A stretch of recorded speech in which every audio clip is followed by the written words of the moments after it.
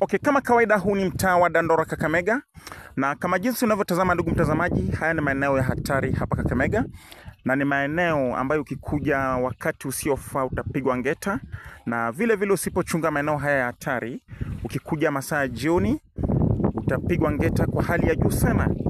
Okay, ni hali ya simanzi tu ambayo inazidi kutanda katika maeneo haya ya makaburi ya Kakamega, na mimi kama anointed brother au kipendo unaweza kanita mfalme mwenye mapenzi kamili Kakamega nzima, nimefika hapa makaburini ya Kakamega kuchukua habari kemkem.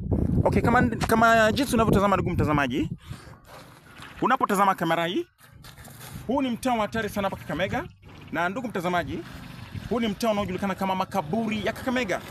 Tumefika katika makaburi ya Kakamega, alimaarufu tunaweza tukasema makaburini Kakamega. Hapa ni mahali ambapo watu wanazikwa, na vile vile pia wakina mama wanazikwa hapa, na vile vile watoto wachanga pia wanazikwa hapa, na vile vile pia wale wanaopigwa kafara usiku wa manane saa 6 wanazikwa hapa. Okay, unaweza kanita tu anointed brother au kipendo unaweza kanita mfalme mwenye mapenzi kamili Kakamega nzima.